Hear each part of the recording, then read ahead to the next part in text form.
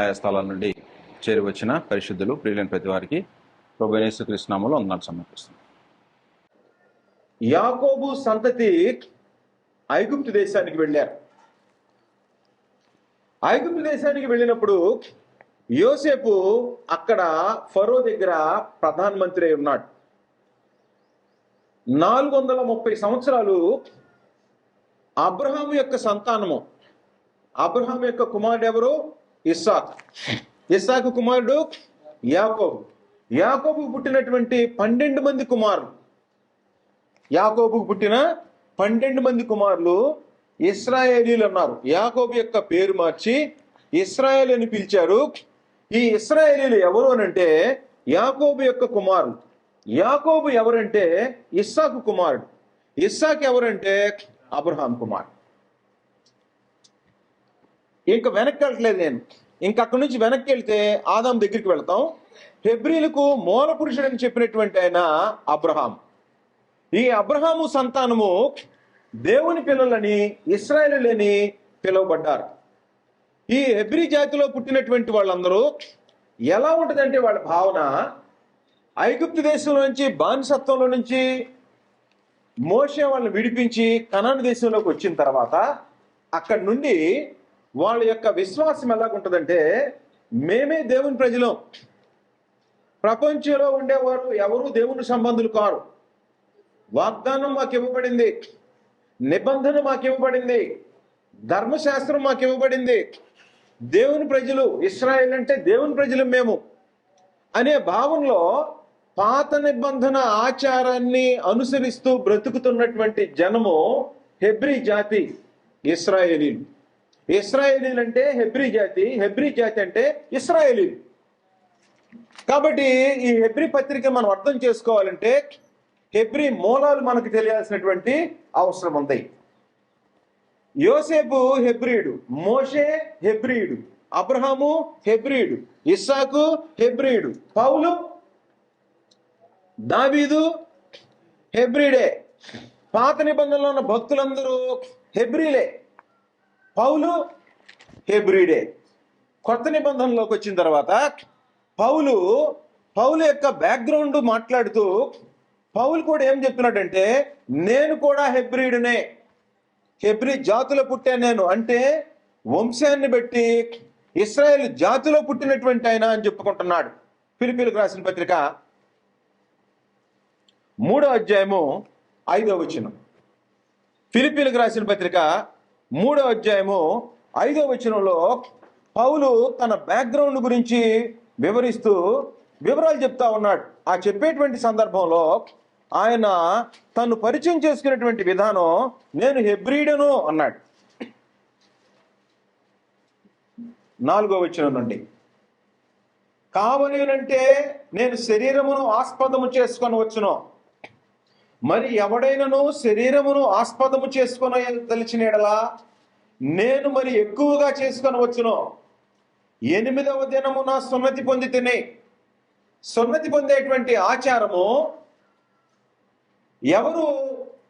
ఎవరి దగ్గర ప్రారంభమైందంటే అబ్రహాం దగ్గర ప్రారంభమైంది.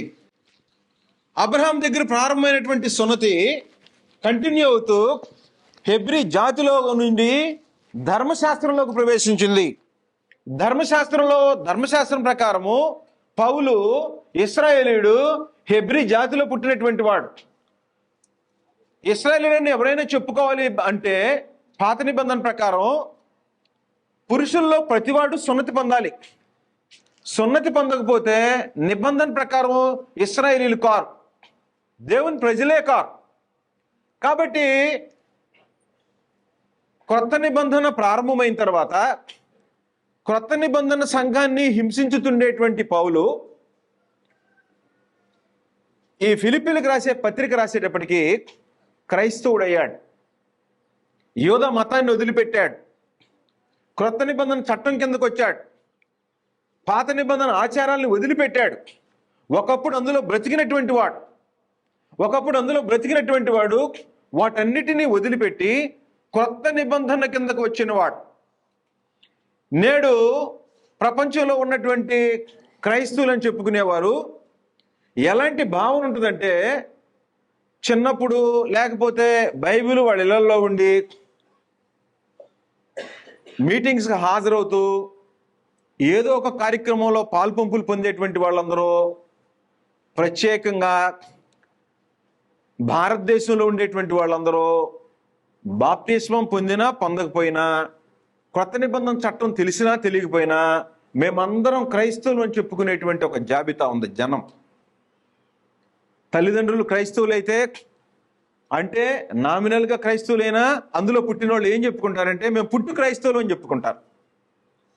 పుట్టు క్రైస్తవులు అంటే అర్థం ఏంటి అంటే అర్థం ఏంటంటే మేము ఈ మతంలో క్రైస్తవం ఒక మతం అనుకుంటున్నారు. ఇందులో మేము ఒక గొప్పవాళ్ళమని చెప్పుకునేటువంటి ఆ పరిస్థితులు ప్రతి ఊరిలో ఉంటాయి. మత శాఖలో ఎక్కువగా ఉంటాయి. మేము పుట్టు క్రైస్తవులు ఏమనుకుంటున్నాం అనేటువంటి భావన. ఈ పౌలు అలాంటి భావనలో బ్రతికినటువంటి వాడు వాటన్నిటిని వదిలిపెట్టాడు. వదిలిపెట్టిన తర్వాత ఇప్పుడు మాట్లాడుతున్నాడు, కావాలి అంటే నేను శరీరమును ఆస్పదము చేసుకొనవచ్చును. ఈ వివరాలు మీకు పరిచయం చేస్తున్నాను. హెబ్రీ పత్రిక ప్రారంభం నుంచి ముగించే వరకు ఈ డీటెయిల్స్ మొత్తం, పాత నిబంధన అంటే ఏంటో, పాత నిబంధన ఆచారాలు ఏంటో, పాత నిబంధన నేడు అమల్లో ఉందో లేదో, కొత్త నిబంధనలో ఎలా ప్రవేశించాలో, కొత్త నిబంధన సందేశం ఏం చెప్తుందో, ఈ సంగతులన్నీ హెబ్రీ పత్రికలో మనం చర్చిస్తాం. చర్చించబోయే ముందుగా హెబ్రీ జాతిని గురించి మనకు పరిచయం ఉండాలి. హెబ్రీ జాతిలో ఏమంటున్నాడు తెలుసా? కావాలి అంటే నేను శరీరమును ఆస్పదం చేసుకొనవచ్చును. శరీరాన్ని ఆస్పదం చేసుకోవటం అంటే అర్థం ఏంటంటే, ఈ రోజున మత్శాఖలో చాలామంది భారతదేశంలో కుల వ్యవస్థ ఉంది. ఈ కుల వ్యవస్థలో ఉన్నతమైన కులాలను చెప్పుకునే కులాలు ఉన్నాయి. ఉదాహరణకి బ్రాహ్మిన్స్. ఈ బ్రాహ్మిన్స్ అని చెప్పుకునేవారు ఉన్నతమైన అగ్రకులం అని చెప్పుకుంటారు. ఈ అగ్రకులం అని చెప్పుకునేటువంటి వాళ్ళు సాక్ష్యాలని చెప్తుంటారు. నేను బ్రాహ్మణుడిని, వైదిక బ్రాహ్మణ కుటుంబంలో పుట్టాను అంటే ఏంటి? కులాన్ని బట్టి గొప్ప. మేము పలానా హిందూ మతంలో నుంచి వచ్చాం అంటే గొప్పతనంగా. ఎలాగూ బోస్టింగ్ అంటే గొప్పతనం ఎలా చెప్పుకుంటున్నారో, పౌలు ఒకప్పుడు అలాగూ గొప్పగా చెప్పుకున్నవాడే. ఇశ్రాయేల్ అందరూ అలాగూ గొప్పగా చెప్పుకునేటువంటి వాళ్ళే. ఆ స్థితిలో నుంచి అంటే శరీరాన్ని ఆస్పదం చేసుకోవటం అంటే ఏంటంటే, నేను ఎవరినో తెలుసా, నేను చాలా గొప్ప కులం నుండి వచ్చా, గొప్ప మతంలో నుండి వచ్చా, గొప్ప ఉద్యోగంలో నుండి వచ్చా, గొప్ప వంశంలో నుంచి పుట్టా అని చెప్పుకునేటువంటి వాళ్ళు కొత్త నిబంధనలో ఇవన్నీ పనికిరావు అని చెప్తున్నాడు. పౌలు ఏం చెప్తున్నాడంటే, ఇవన్నీ కొత్త నిబంధన ప్రకారం పనికొచ్చే సందేశాలు కాదు నాయన అని చెప్తూ అప్పుడు చెప్తున్నాడు, మరి ఎవడైనాను శరీరమును ఆస్పదం చేసుకొని దలిచిన ఎడలా నేను మరి ఎక్కువగా చేసుకొని వచ్చును. 8వ దినమున సున్నతి పొందితిని. 8వ దినాన్ని సున్నతి పొందానంటే అర్థం ఏంటో తెలుసా? యోధా మతంలో నాకంటే గొప్పవాడు ఎవడు లేడని అర్థం. నేను 8వ దినాన్ని సున్నతి పొందా. హెబ్రీలు 8వ దినాన్ని సున్నతి పొందుతారు. ఆదికాండము 15వ అధ్యాయంలో, ఆదికాండము 15వ అధ్యాయం. ఈ బ్యాక్గ్రౌండ్ తెలియకుండా హెబ్రీ పత్రిక అర్థం చేసుకోవటం అనేది కష్టంగా ఉంటుంది. అందుకని హెబ్రీలకు రాసిన ఆదికాండం 15వ అధ్యాయంలో 17వ అధ్యాయం చూస్తాం డైరెక్ట్గా. 17వ అధ్యాయం, ఆదికాండము 17వ అధ్యాయం. అబ్రహాంతో మాట్లాడుతున్నాడు.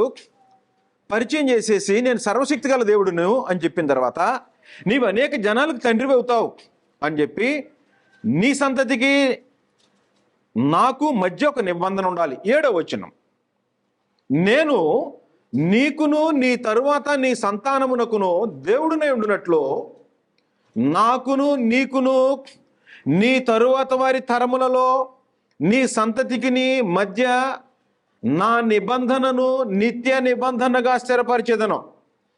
నీకును నీ తరువాత నీ సంతతికిని నీవు పరదేశివై ఉన్న దేశమును అనగా కనాను దేశమంతటికి నిత్య స్వాస్థ్యమిగా ఇచ్చి వారికి దేవుడునైందునని అతనితో చెప్పాను.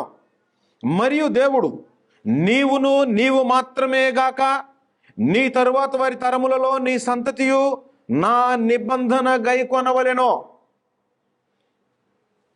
నాకును నీకును నీ తరువాత నీ సంతతికి మధ్యన మీరు గైకొనవలసిన నా నిబంధన ఏదనగా. నా నిబంధన ఏదనగా అంటే దేవునికి మనుషులకి మధ్య బాంధవ్యం ఉండాలంటే. నిబంధన అంటే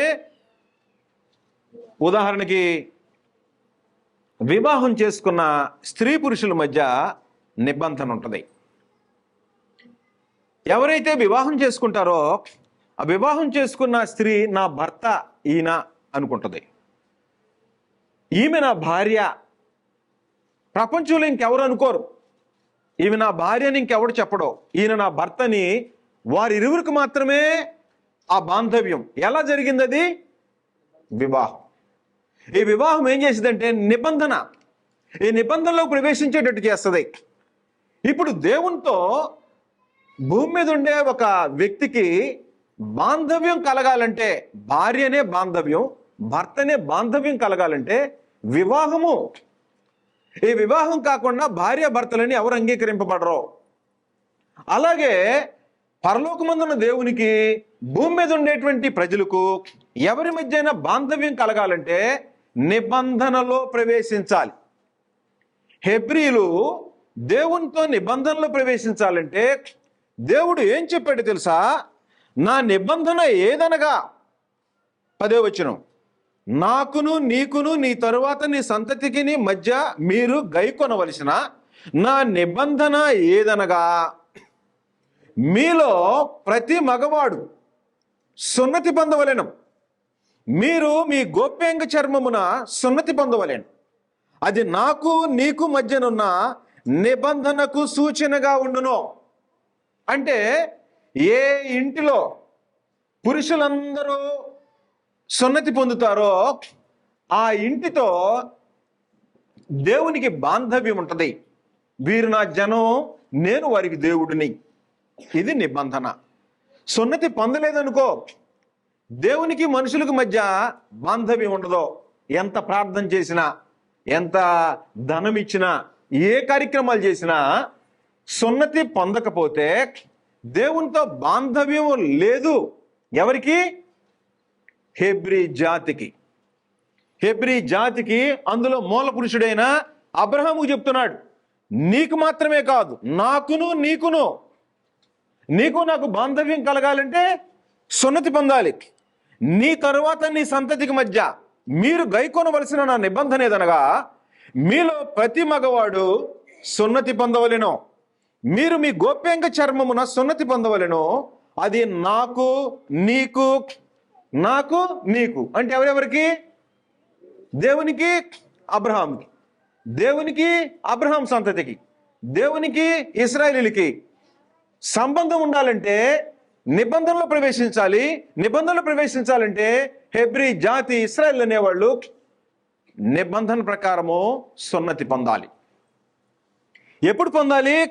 8 దినముల వయస్సు గలవాడు, అనగా నీ ఇంట పుట్టినవాడైనను, నీ సంతానము కాని అన్యుని యొద్ద వెండితో కొనబడిన వాడైనను, మీ తరములలో ప్రతి మగవాడు సున్నతి పొందవలెను.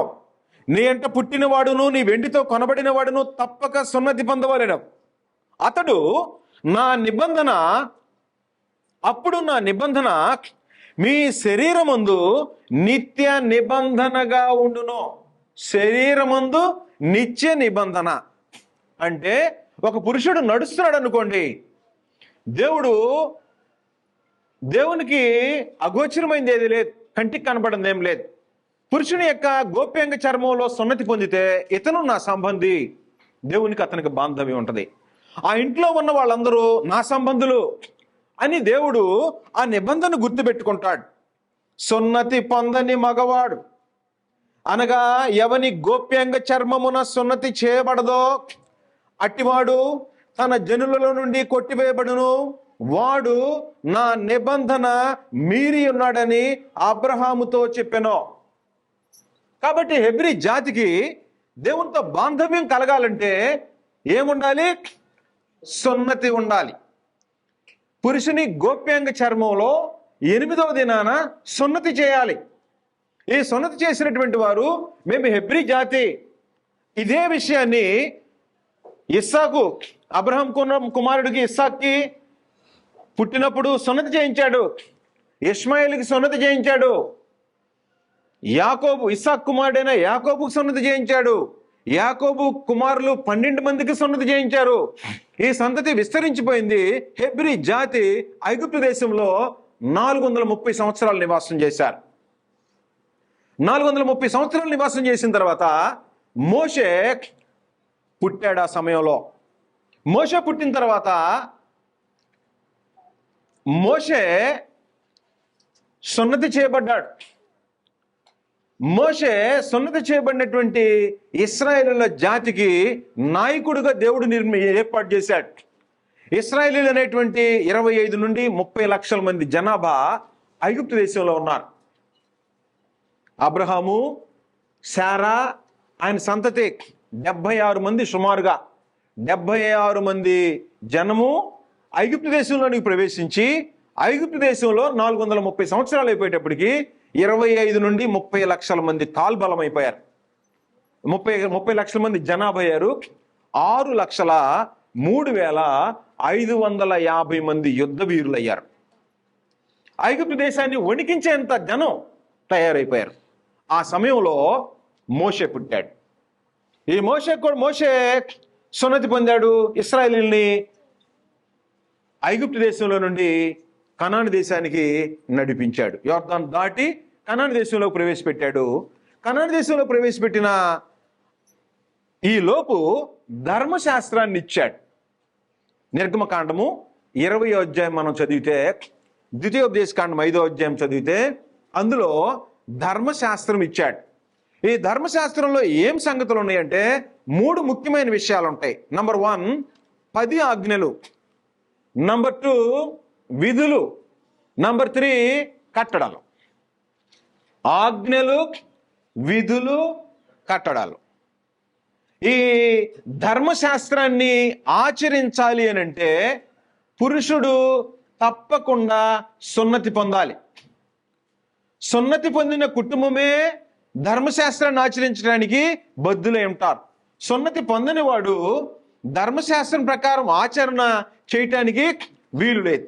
సున్నతి పొందినటువంటి హెబ్రీ జాతి, ఇశ్రాయేలు జాతి ధర్మశాస్త్రం పొందినటువంటి వాళ్ళు సంవత్సరానికి 3 పండుగలు చేసేవాళ్ళు. నంబర్ 1 పస్కా పండుగ, నంబర్ 2 ఏం పండుగ అది? 50 రోజులకు వచ్చేటువంటి పండుగ, పెంతెకోస్తు పండుగ. నంబర్ 4 నంబర్ 3 పర్ణశాలల పండుగ, దాన్ని ప్రాయశ్చిత్త పండుగ అని కూడా ఏడో నెలలో జరిగేటువంటి పండుగ. 3 పండుగలు ఇశ్రాయేలీల్లో సున్నతి పొందిన ప్రతి కుటుంబంలో ఉండే పురుషులు యెరూషలేముకు వెళ్ళాలి. ఇందులో లేవి గోత్రాన్ని సపరేట్ చేసి దేవుడు మందిరంలో సేవ చేయడానికి వాళ్ళని ప్రత్యేకంగా ఏర్పాటు చేసి అందులో అహరోను, మోషే యొక్క అన్న అయినటువంటి అహరోన్ని ప్రధాన యాజకుడిగా పెట్టి మోషే కుమారులను, అహరోను యొక్క కుమారులని యాజకులుగా పెట్టాడు. ప్రత్యేకంగా అహరోను కుమారుల్ని యాజకులుగా పెట్టాడు మందిరంలో సేవ చేయడానికి. అహరోను ప్రధాన యాజకుడు. అహరోను యొక్క పెద్ద కుమారుడు, ఒకవేళ అహరోను చనిపోతే అహరోను పెద్ద కుమారుడు ప్రధాన యాజకుడు అవ్వాలి. అహరోను యొక్క కుమారులు ఉన్నారే మిగతా వాళ్ళు, వాళ్ళ కుమారుల యొక్క సంతతి మందిరంలో ఉండి యాజకత్వం చేయాలి. మిగతా వారు ఎవరు యాజకత్వం చేయటానికి ఇశ్రాయేలులో ఏ గోత్రం కూడా యాజకత్వం చేయటానికి వీలే లేదు. ఆ యాజకత్వంలో కూడా అహరోను కుమారులు మాత్రమే చేయాలి. ఈ లేవి గోత్రంలో ఉండేటువంటి గెర్షోను, కహతు, మెరారి అనేటువంటి వీరు కూడా లేవి గోత్రంలో పుట్టిన మందిరం లోపల యాజకత్వం చేసే బాధ్యత అహరోను సంతతికి ఇచ్చాడు. ఈ మందిరంలో మిగతా పనులన్నీ చేయటానికి గెర్షోను, కహతు, మెరారి అనే వాళ్ళకి ఇచ్చాడు తప్ప మిగతా వాళ్ళు ఎవరు కూడా ఇశ్రాయేలీయులు ఎవరు మందిరంలో అనగా ప్రత్యక్ష గుడారంలో కానీ యెరూషలేం దేవాలయంలోకి వెళ్ళి కానీ సేవ చేయటానికి వీలు లేనటువంటి ఒక ఏర్పాటు జరుగుతూ హెబ్రీ జాతి దేవుని ప్రజలైన మేము, దేవుడు కూడా మా దేవుడే, హెబ్రీల దేవుడు, గ్రంథంలో ప్రభు అయిన యేసు భూమి మీదకి వచ్చేటప్పటికి, కొత్త నిబంధన ప్రారంభమయ్యేటప్పటికి ప్రపంచవ్యాప్తంగా 1500 సంవత్సరాలు ఏం జరిగిందనంటే, యెహోవా అంటే హెబ్రీల యొక్క దేవుడు, హెబ్రీ జాతికి సంబంధించినటువంటి దేవుడు. పాత నిబంధన అంతట్లో హెబ్రీల దేవుడు అనే పేరు ఒకటి ఈ దేవుడైన యెహోవాకి హెబ్రీ జాతిని ప్రత్యేకపరిచాడు కాబట్టి హెబ్రీల ఒక దేవుడు అనేటువంటి ఒక పేరు వచ్చింది. నిర్గమకాండము 5వ అధ్యాయము 3వ వచనం. నిర్గమకాండము 5వ అధ్యాయం 3వ వచనం. ఎవరైనా తీస్తే చదవండి. నిర్గమకాండము 5వ అధ్యాయము 3వ వచనం చదువుతాం. అప్పుడు వారు హెబ్రీల దేవుడు మమ్మును ఎదుర్కొనెను. అంటే హెబ్రీల దేవుడు ఎవరు? 7వ అధ్యాయం 16వ వచనం. నిర్గమకాండము 7వ అధ్యాయము 16వ వచనం. హెబ్రీ గ్రంథాన్ని మనం స్టడీ చేయటానికి హెబ్రీ గ్రంథం యొక్క మూలాలు మనం పరిశీలిస్తున్నాం. హెబ్రీలు ఎవరో, హెబ్రీల యొక్క ఆధిక్యత ఏంటో, హెబ్రీలకు ఇవ్వబడినటువంటి నిబంధన ఏంటో, దేవుడు ఎవరికి సంబంధించిన వాడో, ఈ సంగతులు మనం బ్యాక్గ్రౌండ్ ఆలోచన చేస్తున్నాం. 7వ అధ్యాయం 16వ వచనం. అతన్ని చూచి అరణ్యమందు నన్ను సేవించుటకై నా ప్రజలను పోనిమ్మని ఆజ్ఞాపించుటకు గాను హెబ్రీల దేవుడైన యెహోవా. చాలు, హెబ్రీల దేవుడైన యెహోవా. కాబట్టి హెబ్రీల దేవుడు ఎవరు? యెహోవా. హెబ్రీ జాతి మూల పురుషుడు అబ్రహాము, వారి సంతతి ఇశ్రాయేలీలు. ఇశ్రాయేల్ జాతిలో ఉంచినటువంటి వాళ్ళందరూ హెబ్రీలే. కనుక హెబ్రీలకు దేవుడు ఎవరు? హెబ్రీల దేవుడైన యెహోవా. 9వ అధ్యాయము నిర్గమకాండము 9వ అధ్యాయము 13వ వచనం. తరువాత యెహోవా మోషేతో ఇట్లా నేను హెబ్రీల దేవుడైన యెహోవా ఎలాగూ సెలవిచ్చుచున్నాడు. మోషేతో మాట్లాడేటట హెబ్రీల దేవుడైన యెహోవా ఎలాగూ సెలవిచ్చుచున్నాడు. 10వ అధ్యాయం 3వ వచనం. నిర్గమకాండము 10వ అధ్యాయం 3వ వచనం. కాబట్టి మోషే అహరోనులు ఫరో యొద్దకు వెళ్ళి అతన్ని చూచి, ఫరోతో ఎలా చెప్తున్నాడు? ఐగుప్తు దేశంలో ఉన్నారు కదా, ఆ ఐగుప్తు దేశంలో ఉన్న ఫరో అంటే ఐగుప్తు దేశం యొక్క చక్రవర్తితో 10వ అధ్యాయం 3వ వచనంలో ఇలా చెప్తున్నాడు. హెబ్రీల దేవుడగు యెహోవా సెలవిచ్చినదేమనగా. చాలు, హెబ్రీల దేవుడు. కాబట్టి దేవుడని యెహోవా ఎవరి దేవుడని చెప్తున్నాడు? హెబ్రీల దేవుడు. కాబట్టి హెబ్రీల దేవుడు అని చెప్తున్నాడు. హెబ్రీ భాష ప్రత్యేకమైన భాష. పౌలు క్రొత్త నిబంధనలో హెబ్రీ భాషని నేను హెబ్రీడను, హెబ్రీ జాతి భాష మాట్లాడేవాడిని సందర్భంలో మాట్లాడాడు. అపోస్తలుల గ్రంథం 22వ అధ్యాయము 2వ వచనంలో, అపోస్తలుల గ్రంథం 22వ అధ్యాయము 2వ వచనం. సహోదరులారా, మొదటి నుంచి చదువుతున్నాను. తండ్రులారా, నేనిప్పుడు మీ ఎదుట చెప్పు సమాధానం ఆలకించుడి. అతడు హెబ్రీ భాషలో మాట్లాడుట వారు విని ఎక్కువ నిశ్శబ్దముగా ఉండిరే.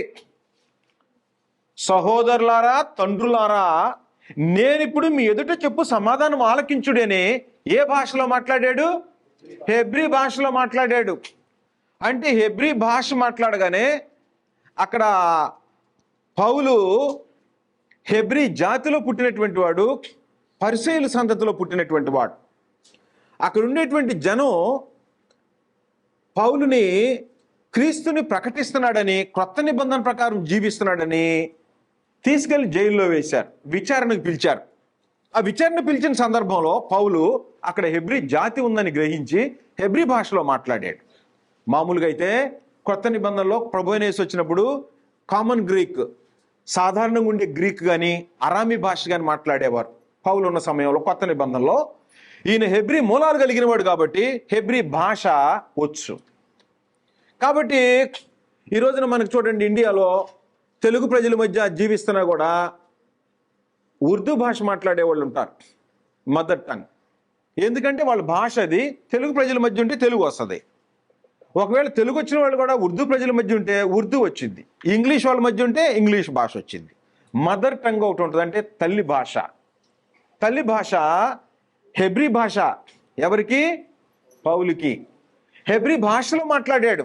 24వ అధ్యాయము 4వ వచనంలో హెబ్రీ అపోస్తలుల కార్యముల గ్రంథం నేను తమకు ఆ, ఎక్కువ ఆయాసం కలుగజేయకుండా ఆ, నేను క్లుప్తంగా చెప్పుకుని దానిని ఆ, తమరు ఎప్పటి వలె శాంతముగా ఎడవాలని వేడుకొనుచున్నాను. ఆ, ఈ మనుషుడు ఉమ్, పేడ వంటి వాడును, పేడ వంటి వాడును భూలోకమందున్న భూలోకమందున్న సకలమైన యూదులను కలహమునకు రేపువాడును.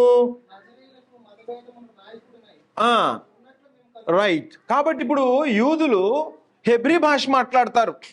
యూద జాతికి సంబంధించిన ఆయన పౌలు. కాబట్టి శరీరాన్ని ఆస్పదం చేసుకోవాలనుకో, హెబ్రీ జాతి వాడిని, అబ్రహాం సంతతి వాడిని, మా జాతిలో మొట్టమొదటి రాజు బెన్యామీన్ వచ్చాడు, మా భాష హెబ్రీ భాష, మాది పాత నిబంధన, మా దేవుడే దేవుడంటే అని చెప్పుకోగలిగినటువంటి ఒక గొప్పతనం కలిగినటువంటి వ్యక్తి. అలాంటి వ్యక్తి గొప్పతనాన్ని వదిలిపెట్టేశాడు. జాతిని కానీ తన మతాన్ని కానీ తను పుట్టిన వంశం బెన్యామీను గోత్రాన్ని కానీ వదిలిపెట్టేసినటువంటి వాడు పౌలు. ఎప్పుడు వదిలిపెట్టాడంటే క్రొత్త నిబంధన సందేశం ఎప్పుడైతే అర్థమైందో సమస్తాన్ని వదిలిపెట్టేసేసాడు పౌలు. ఇప్పుడు మనం చర్చించేటువంటి హెబ్రీ పుస్తకం, హెబ్రీ మూలాల్లో పుట్టినటువంటి జనము, ఆ జాతిలో పుట్టినటువంటి వారు క్రైస్తవులయ్యారు. ఈ హెబ్రీ పుస్తకం రాయటంలో గ్రంథకర్త యొక్క ఉద్దేశం ఏంటంటే హెబ్రీ మూలాలు కలిగినటువంటి ధర్మశాస్త్రాన్ని ఆచరించేటువంటి వాళ్ళు క్రీస్తు యొక్క సువార్తను విని మారుమనసు పొంది క్రైస్తవులయ్యారు. ఈ క్రైస్తవులైనటువంటి వాళ్ళు క్రైస్తవ్యాన్ని వదిలిపెట్టి మరలా ధర్మశాస్త్రం వైపుకి, యోధా మతం వైపుకి, పాత నిబంధన వైపుకి తిరిగి వెళ్ళిపోయేటువంటి పరిస్థితులు వచ్చినాయి.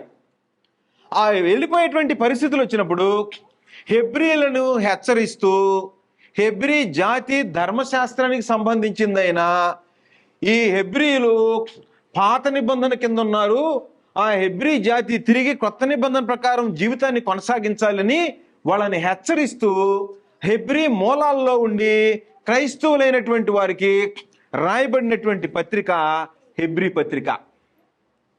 అందువలన హెబ్రీ మూలాలు తెలియకుండా ఈ పుస్తకాన్ని మనం చర్చించామనుకో విషయాలు మనకి అర్థం కావు. హెబ్రీ మూలాలు కలిగినటువంటి వ్యక్తులకి లోపల ఏం ఆలోచన ఉంటుంది? మేము దేవుని ప్రజలమే, మా భాష హెబ్రీ భాష, మా రాజు మొట్టమొదటి రాజు సౌలు రాజు, మా రాజు అంటే ఆ తర్వాత దావీదు మా రాజు, సొలొమోను మా రాజు, ఇశ్రాయేలీయుల రాజులందరూ మా రాజులు. దేవుడు మా ప్రవక్తలతో మాట్లాడాడు. ఇశ్రాయేలీయులు అందరూ ఎవరు? ఇశ్రాయేల్ ప్రవక్తలు, మోషే, అబ్రహాము, వీళ్ళంతా ఇశ్రాయేల్ జాతి, అంటే హెబ్రీ జాతికి సంబంధించినటువంటి వాళ్ళు. ఇలాంటి జాతిలో పుట్టినటువంటి మేము క్రీస్తు యేసులో విశ్వాసం ఉంచిన తర్వాత క్రీస్తు యేసును అనుసరించి పాత నిబంధన చట్టాన్ని వదిలిపెట్టి కొత్త నిబంధన ప్రకారం జీవించటం ఇబ్బందికరంగా మారిపోయి పాత నిబంధన వైపుకి తిరిగి వెళ్ళిపోతుండేటువంటి హెబ్రీ జాతిని హెచ్చరించడానికి ఉద్దేశించి రాయబడినటువంటి పత్రిక హెబ్రీ పత్రిక. కనుక ఈ హెబ్రీ జాతి గురించి, హెబ్రీ మూలాల గురించి, హెబ్రీల యొక్క విశ్వాసాన్ని గురించి తెలుసుకోకుండా ఈ పత్రికను చర్చించడం అనేటువంటిది, అర్థం చేసుకోవటం అనేది, ఈ పుస్తకంలో ఉండే 13 అధ్యాయాల్లో ఉండేటువంటి ఇన్ఫర్మేషన్ తెలుసుకోవటం అనేది కొంచెం కష్టంగా ఉంటుంది. అందువలన ఈ హెబ్రీ గ్రంథకర్త ఎవరు అని మనం చూస్తే ఒక హెబ్రీయుడు. ఈ హెబ్రీయుడు కాబట్టి ఇందులో అక్కడక్కడ వివరాలు చెప్తుంటాడు. 2వ అధ్యాయము 1వ వచనంలో మనం చూస్తే ఇతను హెబ్రీ జాతిని గురించి మాట్లాడుతూ 2వ అధ్యాయము 1వ వచనం, కావున మనము వినిన సంగతులను విడిచిపెట్టి కొట్టుకొని పోకుండానట్లు. మనము అంటున్నాడు. మనము అంటే ఈయన ఎవరికి సంబంధించిన వాడు? హెబ్రీ జాతికి సంబంధించిన వాడు, హెబ్రీలకు సంబంధించినటువంటి వాడు.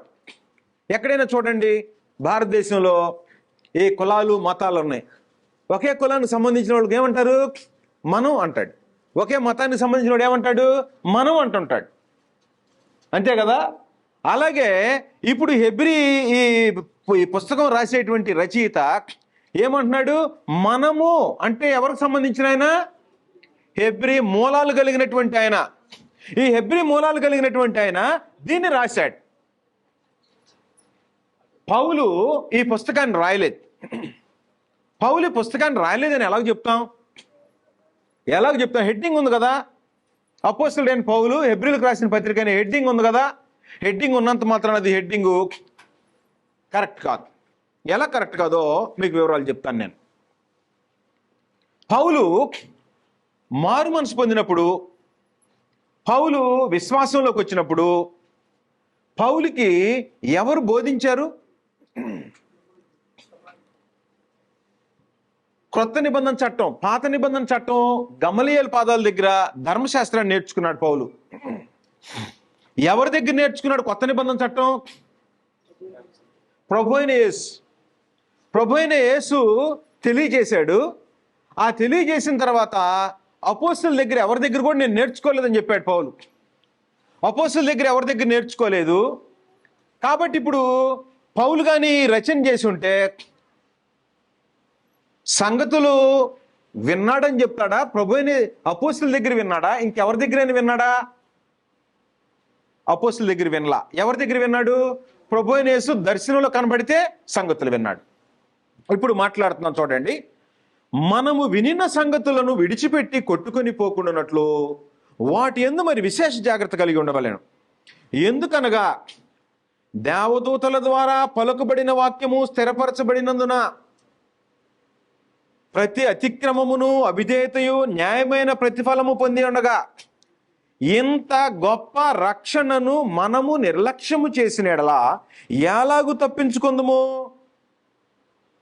అట్టి రక్షణ ప్రభువు బోధించుట చేత ఆరంభమై దేవుడు తన చిత్తానుసారముగా సూచిక క్రియల చేతను మహత్కార్యముల చేతను నానా విధములైన అద్భుతముల చేతను వివిధములైన పరిశుద్ధాత్మ వరములను అనుగ్రహించుట చేతను వారితో కూడా సాక్ష్యం ఇచ్చుచుండగా, వేరుతో సాక్ష్యం ఇచ్చుండగా, నంబర్ 1, దేవుడు తన చిత్తానుసారమైన సూచక్రియల చేత మహత్కార్యముల చేత నానా విధములైన అద్భుతముల చేత వివిధములైన పరిశుద్ధాత్మ వరములు అనుగ్రహించుట చేత వారితో కూడా సాక్ష్యం ఇచ్చుచుండగా వినిన వారి చేత మనకు దృఢపరచబడెను.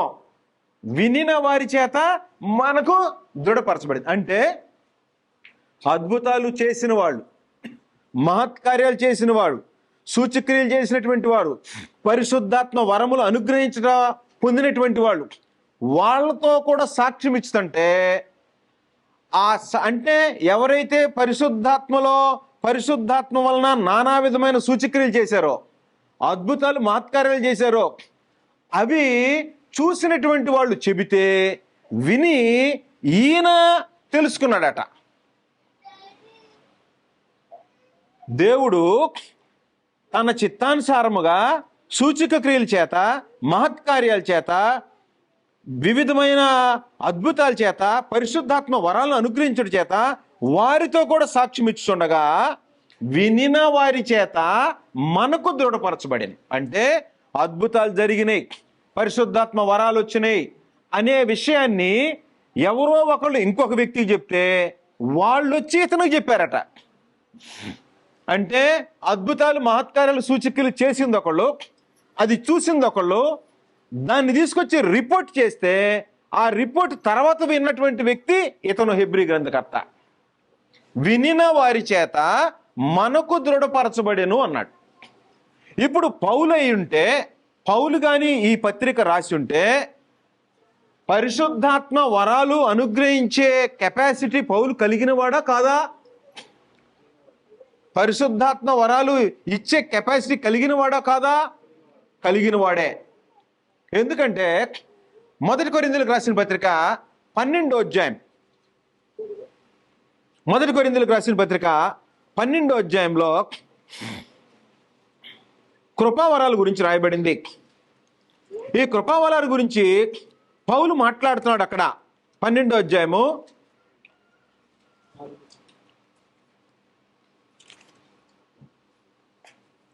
6వ వచనం. నానా విధములైన కార్యములు గలవు. ఇంకొంచెం ముందుకు వచ్చిన తర్వాత 8వ వచనం. ఏలగనగా ఒకనికి ఆత్మ మూలముగా బుద్ధివాక్యము, మరి ఒకనికి ఆత్మను అనుసరించిన జ్ఞానవాక్యము, మరి ఒకని ఆత్మ వలన విశ్వాసము, మరి ఒకనికి ఆత్మ వలన స్వస్థపరచవరములు, మరి ఒకనికి అద్భుతములు చేయు శక్తియు, మరి ఒకనికి ప్రవచన వరమును, మరి ఒకనికి ఆత్మల వివేచన, మరి ఒకనికి నానా భాషలు, మరి ఒకనికి భాషల అర్థం చెప్పు శక్తియు అనుగ్రహింపబడి ఉన్నవి. అనుగ్రహింపబడి ఉంటే అవి చూసిన వ్యక్తి ఇంకొక అతనికి చెప్పాడట. ఆయన వచ్చి ఈ హెబ్రీ గ్రంథం రాసినటువంటి ఆయనకి చెప్పాడట. పౌలుకి ఇంతకీ కృపావరాలు ఇచ్చే వరం ఉందా లేదా? ఉంది. రోమీయులకు రాసిన పత్రిక 1వ అధ్యాయం. రోమీయులకు రాసిన పత్రిక 1వ అధ్యాయము రోమపత్రిక పౌలు రాశాడు. ఎందుకంటే హెడ్డింగ్ పెట్టాడు ఇక్కడ పత్రికల్లో. రోమీయులకు రాసిన పత్రిక, యేసుక్రీస్తు దాసుడును అపోస్తులుగా ఉండుటకు పిలువబడిన వాడును దేవుని స్వార్థ నిమిత్తము ప్రత్యేకింపబడిన వాడునైనా పౌలు రోమాలో ఉన్న ప్రియులందరికీ, అనగా పరిశుద్ధులుగా ఉండే వారికి పిలువబడిన వారికి శుభమని చెప్పి రాశాను అన్నాడు. ఏ పత్రిక చూసినా హెడ్డింగ్ ఉంటుంది. హెబ్రీలకు రాసిన పత్రిక పరిచయ వాక్యాల్లో ఫలానా వారు రాశారని పరిచయ వాక్యం లేదు. పైకి ఇంక చెప్తున్నాడు, వినిన వారి చేత మనకు దృఢపరచబడేను. రోమా 1వ అధ్యాయం 12వ వచనం పౌలు మాట్లాడుతున్నాడు. ఆత్మ సంబంధమైన కృపావరం ఏదైనాను మీకిచ్చుటకు మిమ్మల్ని చూడవలనని మిగులు అపేక్షించుచున్నాను. కాబట్టి కృపావరాలు ఇచ్చే కెపాసిటీ కలిగిన వ్యక్తి కాదు హెబ్రీలకు రాసిన పత్రిక రాసినటువంటి ఆయన. కృపావరాలు ఇచ్చే సామర్థ్యం కలిగిన వాడు కాదు. కృపావరాలు పొందితే ఆ కృపావరాలు చూసినటువంటి వాళ్ళు వేరే వాళ్ళకు చెప్తే వాళ్ళు విని ఈయనకి చెప్పినటువంటి వాళ్ళు అన్నమాట. హెబ్రీ రచయిత ఫస్ట్ హ్యాండ్గా అయితే పరిశుద్ధాత్మ వలన రాశాడు ఈ పత్రిక. ఏ పత్రిక అయినా పరిశుద్ధాత్మలు రాసినా, కానీ పౌలు ఈ పత్రికను రాయలేదు. రాసిన ఎవరంటే ఒక హెబ్రీయుడు, ఎవరో తెలియదు, దేవునికి మాత్రమే తెలుసు. ఎవరు రాశారు? కొంతమంది లూకా రాశాడు అంటాడు, కొంతమంది వేరే వ్యక్తులు రాశాడు, కొంతమంది పౌలు రైటింగ్ స్టైల్లో ఉందంటారు. పౌలుతో పాటు పౌలు యొక్క విశ్వాసాన్ని అవలంబించి ఆ తర్వాత పౌలుతో తిరిగిన వ్యక్తి ఉండొచ్చేమో తెలియదు. అయితే ఇతనికి తిమోతితో పరిచయం ఉంది. ఈ వ్యక్తి హెబ్రీ గ్రంథకర్త, హెబ్రీలకు రాసిన పత్రిక రాసినటువంటి ఆయనకి ఎవరితో పరిచయం ఉంది? హెబ్రీలకు రాసిన పత్రిక 13వ అధ్యాయం చివరిలో ముగించేటప్పుడు వివరాలు రాసినప్పుడు చెప్పాడు. హెబ్రీలకు రాసిన పత్రిక 13వ అధ్యాయం 23వ వచనం, మన సహోదరుడైన తిమోతికి విడుదల కలిగినదని తెలుసుకొనుడే. మన సహోదరుడైన తిమోతికి విడుదల కలిగినదని తెలుసుకొనుడి అంటే తిమోతితో ఇతనికి పరిచయం ఉంది. హెబ్రీల్లో ఇప్పుడు ఈ పుస్తకాన్ని మొట్టమొదటిసారి ఈ పత్రిక పొందుతున్నటువంటి వ్యక్తులకు కూడా ఎవరు తెలుసు? తిమోతి తెలుసు. అంటే ఆయా ప్రాంతాల్లో చెదిరి ఎక్కడెక్కడ ఉన్నారో ఆ ఉన్నటువంటి హెబ్రీలు, హెబ్రీ జాతి చెదిరిపోయి ఉన్నటువంటి వాళ్ళు ఈ కొత్త నిబంధన విశ్వాసాన్ని వదిలిపెట్టి పాత నిబంధన వైపుకు మళ్ళుతుండేటువంటి జనం ఉంటే, అలాంటి వారు ఆ పాత నిబంధన ఆచరించకూడదు, కొత్త నిబంధన ఆచరించాలి అని చెప్పడానికి ఉద్దేశించి రాయబడినటువంటి పత్రిక ఇది. పత్రిక ఈ పత్రిక రచయిత ఎవరు కాదు? పౌలు కాదు. ఎవరంటే అన్నోన్ హెబ్రూ, ఎవరో తెలియదు, కానీ తెలియనటువంటి వ్యక్తి రాశాడు. ఈయనకి ఎవరు తెలుసు? తిమోతి తెలుసు. విశ్వాసంలోకి వచ్చి వెనుదిరిగిపోతున్నటువంటి హెబ్రీలను ఉద్దేశించి రాశాడు ఈ పత్రిక. ఎప్పుడు రాసి ఉంటాడు ఈ పత్రిక అంటే, ఈ పత్రిక సుమారుగా 1వ శతాబ్దం 64-65, కొంతమంది ఏమంటారంటే 68వ సంవత్సరంలో రాయబడింది అంటారు. 70వ సంవత్సరంలో, 1వ శతాబ్దం 70వ సంవత్సరంలో యెరూషలేములో ఉన్న దేవాలయము ధ్వంసం చేయబడింది. టైటస్ అనేటువంటి చక్రవర్తి ఏం చేశాడంటే యెరూషలేములో ఉండేటువంటి దేవాలయం, రాళ్లతో కట్టబడినటువంటి దేవాలయము దాన్ని సమూలంగా నాశనం చేసేసాడు. ఎందుకు నాశనం చేశాడంటే ప్రభు అయిన యేసు ముందుగానే చెప్పాడు, ఈ దేవాలయం మీద రాతి మీద రాయి ఒక్కటి కూడా ఉండదు, పడద్రోయబడిద్ది అని చెప్పాడు. ఆ పడద్రోయబడటానికి ముందుగా ఈ హెబ్రీ గ్రంథము రాయబడినట్టుగా మనం గ్రహించవచ్చు. అంటే ఇంకా ఆ హింస ఇంకా జరగల. ఆ హింస జరగకముందు, రక్తం కారేంత హింస పొందకముందు ఈ పత్రిక రాసినట్టు మనకి గ్రంథంలో కోట్ చేయబడింది. హెబ్రీలకు రాసిన పత్రిక 12వ అధ్యాయం 3వ వచనం, మీరు అలసట పడకయో మీ ప్రాణములు విసుగకయో ఉండునట్లు పాపాత్ములు తనకు వ్యతిరేకముగా చేసిన తిరస్కారమంతయు ఓర్చుకొనిన ఆయనను తలంచుకొనుడి. మీరు పాపముతో పోరాడుటలో రక్తము కారునంతగా ఇంకా దాన్ని ఎదిరింపలేదు, రక్తం కారేంతగా ఎదిరించలేదు. యెరూషలేము దేవాలయము ఇంకా పడగొట్టబడలేదు. దానికి ముందుగా ఈ పత్రిక రాయబడింది. వెనక్కి తిరిగి వెనుదిరిగి వెళ్ళిపోతుండేటువంటి హెబ్రీ జాతిలో ఉన్నటువంటి క్రైస్తవులకి రాయబడినటువంటిది. వీళ్ళు ఏం చేస్తారంటే యూదుల ఆచారాలు ఆచరిస్తున్నారట. యూదుల యొక్క ఆచారాలు ఆచరించేటువంటి జనమై ఉన్నారు. అందువలన అలాంటి వాళ్ళు ఉన్నటువంటి వాళ్ళకి క్రీస్తు ప్రభు యొక్క రక్తము ఎలా ఉపయోగపడిందో, క్రీస్తు ప్రభు యొక్క రక్తము క్రొత్త నిబంధన ఎలాగ ఆవిష్కరించిందో, ఎడ్ల యొక్క మేకల యొక్క రక్తం పాత నిబంధన ప్రకారం పాపక్షమాపణకు వాడతారు, కానీ దానికంటే శ్రేష్టమైన రక్తం వచ్చింది కాబట్టి మీరు వెనుదిరిగి పాత నిబంధన వైపుకి, ఆచరణ వైపుకి వెళ్ళొద్దు, ధర్మశాస్త్రాన్ని ఆచరించడానికి వెళ్ళొద్దు అని చెప్పడానికి ఉద్దేశించి రాయబడినటువంటి పత్రిక ఇది. ఈ పత్రికకి మరొక పేరేంటో తెలుసా? హెచ్చరిక పత్రిక. ఈ పత్రికను మనం చెప్పుకోవాలంటే ఇది హెచ్చరిక, ఎగ్జార్ట్ అంటాం. ఎగ్జార్టేషన్స్ ఉంటాయి దీనిలో, హెచ్చరిక మాటలు ఎక్కువ ఉంటాయి.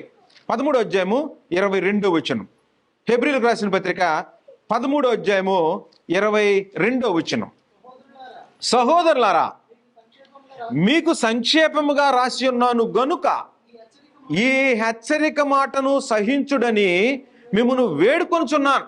పత్రిక ముగించబోయేటప్పుడు ఏం చేశాడు తెలుసా? అనేకమైన హెచ్చరికలు చేసి చివరకు చెప్తున్నాడు, ఈ హెచ్చరిక మాటను సహించుడని మిమ్మల్ని వేడుకొనుచున్నాను.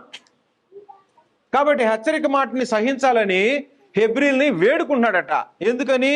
మీరు వెనుదిరిగి పోవాలనే విశ్వాసము మంచిది కాదు. వెనుదిరిగిపోతే రక్షణ ఉండదు, వెనుదిరిగిపోతే పరలోకం ఉండదు, వెనుదిరిగిపోతే కొత్త నిబంధన చట్టం ప్రకారం మీకు వచ్చే దీవెనలు ఉండవు అని హెచ్చరిస్తూ, ఎక్కడికక్కడ హెచ్చరిస్తూ వెనక్కి తిరిగి విశ్వాసంలో వెనక్కి వెళ్ళిపోయేటువంటి వాళ్ళని హెబ్రీ జాతిలో ఉండి హెబ్రీ ఆచారాలు ఆచరించాలనే తలంపు వచ్చి అప్పుడే బలహీనలైనటువంటి వాళ్ళు, పసిపిల్లలై ఉన్నటువంటి వాళ్ళు, అంటే క్రొత్తగా క్రైస్తవంలోకి వచ్చినటువంటి వాళ్ళకి బలమైన ఆహారం తినలేరు. నేడు ఇండియాలో క్రైస్తవ్యం చెప్పాలంటే బలహీనమైన స్థితిలో, బాల్య దశలో కూడా లేని పరిస్థితులు ఉన్నాయి. ఈ గ్రంథం ఎంతమంది ఇళ్లలో ఉందో తెలియదు.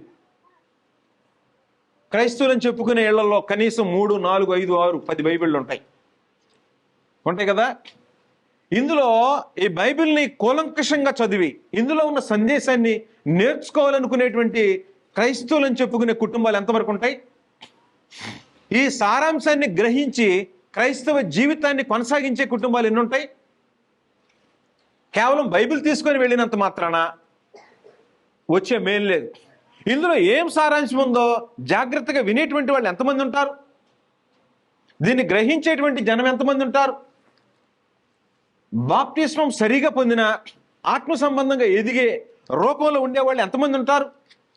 ఏ హెబ్రీ ఏ వ్యక్తులకైతే రాస్తున్నాడో వాళ్ళట పాలు తాగవలసినటువంటి వారు, అంటే విశ్వాసంలో అప్పుడప్పుడే వస్తున్నటువంటి వాళ్ళు. వాళ్ళ విశ్వాసానికి పాత నిబంధన ధర్మశాస్త్రాన్ని ఆచరణ ఒక పైన జరుగుతూ ఉంది. అప్పటికి దేవాలయం పడగొట్టబడలా. యెరూషలేములో దేవాలయము ఈ పత్రిక రాసేటప్పుడు పడగొట్టబడలా.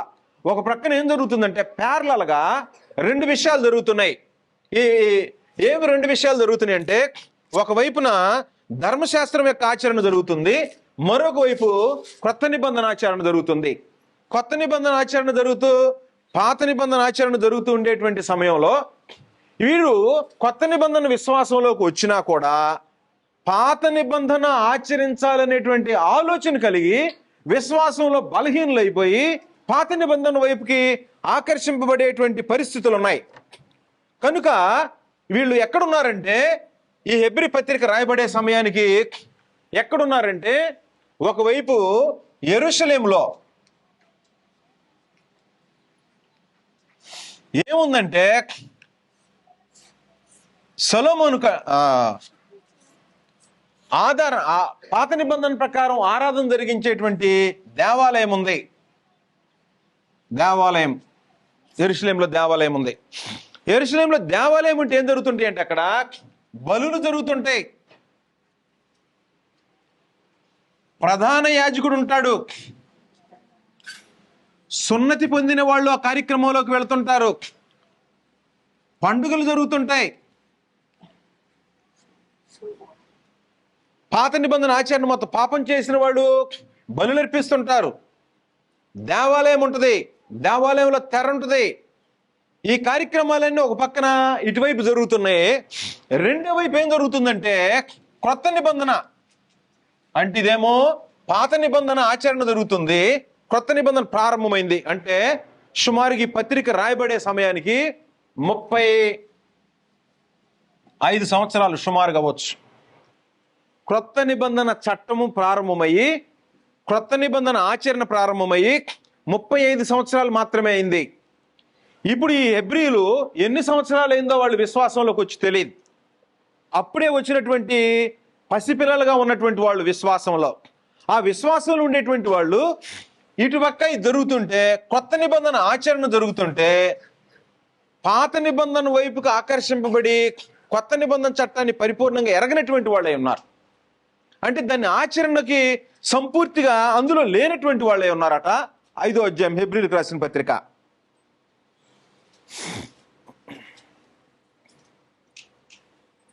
11వ వచనం.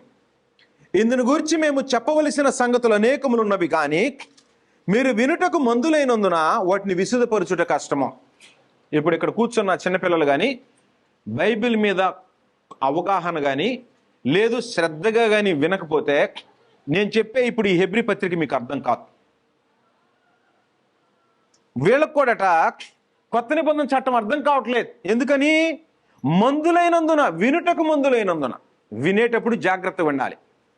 ఎవరైతే శ్రద్ధగా వినరో వాడికి అర్థం కాదు. ఇక్కడ కూర్చున్నా కూడా అర్థం కాదు.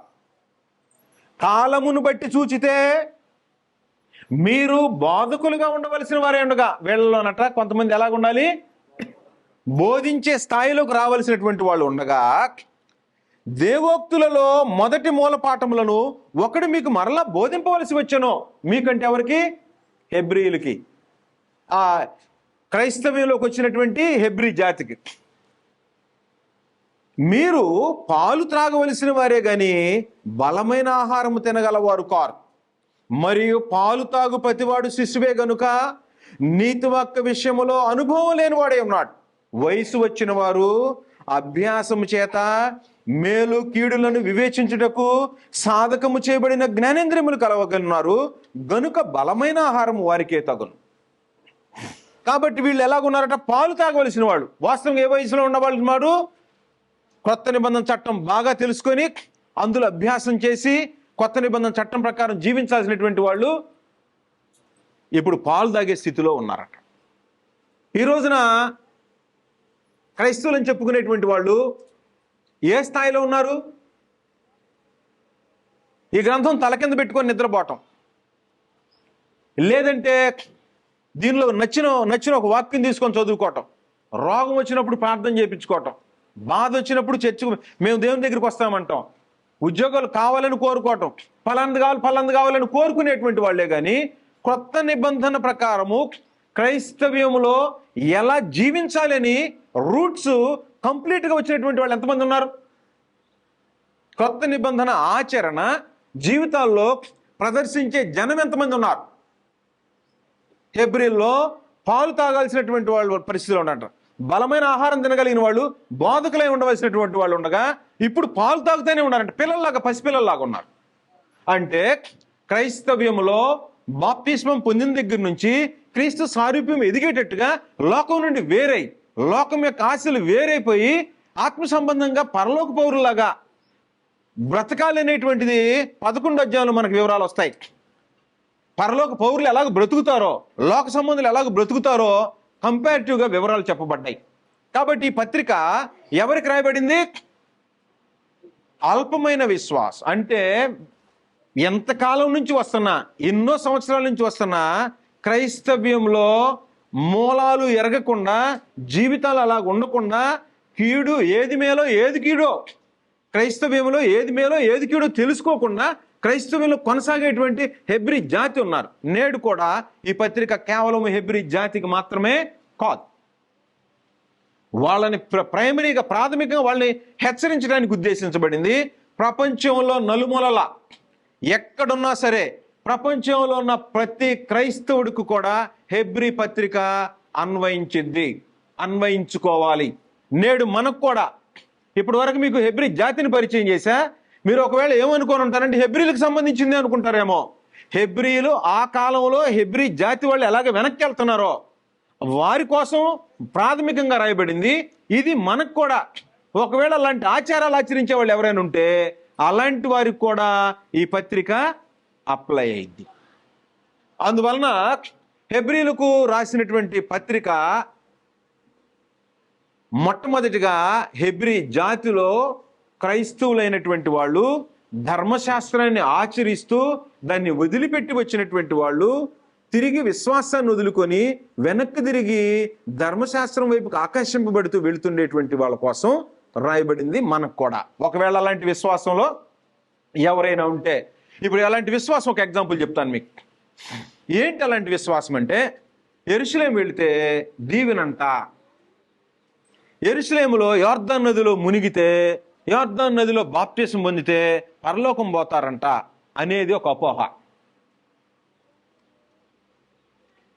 యెరూషలేములో ఒకసారి యెరూషలేం టూర్కి వెళ్ళి వస్తే పరలోకం వెళ్ళిపోయినట్టుగా ఫీల్ అయిపోతున్నారు. యూదులు ఎలాగో ఫీల్ అవుతున్నారో యెరూషలేం ఒకసారి వెళ్ళి వస్తే పరలోకం వెళ్ళిపోయినట్టుగానే ఫీల్ అవుతున్నారు.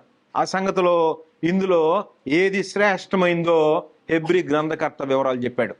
ఒకవేళ పేదోళ్ళు అయ్యి యెరూషలేం వెళ్ళలేకపోతే పరలోకం వెళ్ళరా? యోర్దాను నదిలోకి వెళ్ళి బాప్తిస్మం పొందకపోతే పరలోకం వెళ్ళరా? అంటే ఇలాంటి వాటిని పెట్టి విశ్వాసం నుంచి తొలగించేటువంటి జనాభా ఉన్నారు.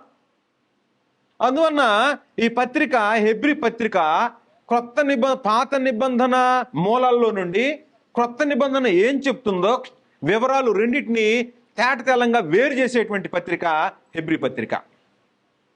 కాబట్టి క్రైస్తవ విశ్వాసం నీకు ఎలాగుందో తెలుసుకోవాలనుకున్నా, నీ విశ్వాసం ఎంతవరకు ఉందో తెలుసుకోవాలనుకున్నా, లేదు కొత్తగా విశ్వాసంలోకి రావాలనుకున్న వాళ్ళు ఏ విశ్వాసంలో జీవించాలో తెలుసుకోవటానికి ఉద్దేశించబడినటువంటి పత్రిక హెబ్రీలకు రాసిన పత్రిక.